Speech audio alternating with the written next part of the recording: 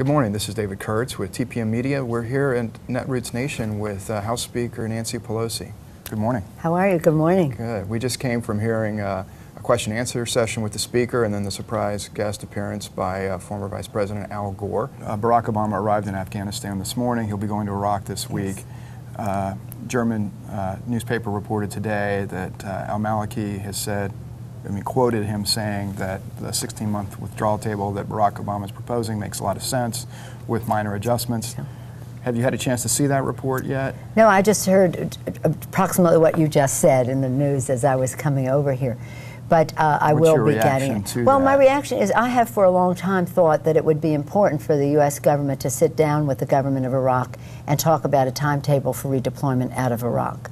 I've had these conversations myself as Speaker with al-Maliki on more than one occasion, but that's not the executive branch. And so I hope that this opens the door for this administration, for the Bush administration, to say, okay, the situation is secure on the ground, as they're trying to convince us that it is. If it is, why can't we go home? And let's make a timetable that is safe, responsible, and honorable for our troops to do so, beginning immediately and ending in a time frame that is appropriate. We've said 13 months, perhaps it's 16 months, but anyway, to get us on a course. What was your reaction to the White House statement yesterday that there is a general time horizon, was the line that the White House used, for aspirational goals, which included troop withdrawals? Does that sound like they're trying to dance around a withdrawal timetable and not go there, but essentially achieve the same thing? Well, let me be as diplomatic as I can be. There's no need for that. We don't like diplomacy. Same old, same old. What are they going to say?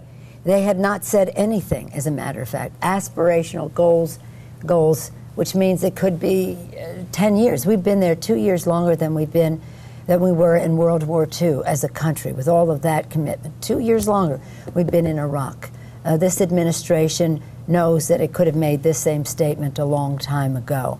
And they're, I think, being embarrassed into saying something by al-Maliki saying, it's time for you to go. So I don't place a lot of confidence in that. Let me say this. When I came into the office of Speaker of the House, my top priority was to end this war in Iraq. They were making statements like that, when we can go home, we will go home, and all of that. And what did they do? Institute a surge, which was supposed to create a secure period of time for the al-Maliki government to make the political change which would bring reconciliation to the country.